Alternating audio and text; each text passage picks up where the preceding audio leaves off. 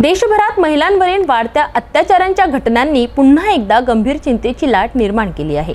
विशेषतः बिहारमधील मुझफ्फरपूर आणि मध्य प्रदेशातील खंडवा येथे घडलेल्या अमानुष घटनांनी संपूर्ण देशाला हादरून सोडले आहे। याच पार्श्वभूमीवर अमरावतीमध्ये नवजागर मनीषी आणि क्रांतिकारी स्मरण समितीने तीव्र निदर्शने केली। अमरावती जिल्हाधिकारी कार्यालयावर नवजागर मनीषी व क्रांतिकारी स्मरण समिती अमरावती महाराष्ट्रच्या वतीने दुपारी 12 वाजताच्या सुमारास तीव्र निदर्शने करण्यात आली। मुझफ्फरपूर आणि खंडवा येथील महिलांवरील अमानुष अत्याचाराच्या निषेधार्थ तसेच देशातील वाढत्या महिला अत्याचाराविरोधात हे आंदोलन पुकारण्यात आले होते। समितीच्या सदस्यांनी जिल्हाधिकारी यांच्या मार्फत राष्ट्रपतींना निवेदन सादर केले।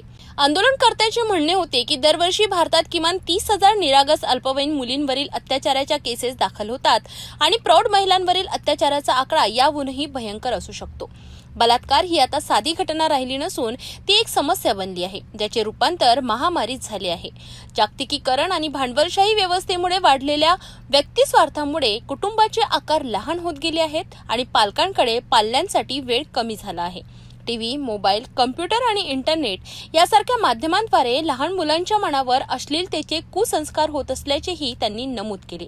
साबण किंवा सौंदर्य प्रसाधनांच्या जाहिरातींमध्ये महिलांच्या नग्नतेचा वापर करण्याची काय गरज असा सवाल देखील त्यांनी इथे उपस्थित केला।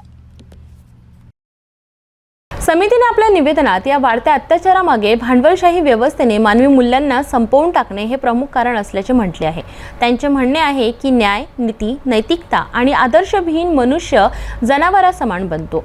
यावर उपाय म्हणून वैज्ञानिक, धर्मनिरपेक्ष आणि लोकशाही शिक्षण पद्धतीद्वारे महापुरुष व क्रांतिकारकांचे विचार समाजात पोहोचवणे आवश्यक आहे।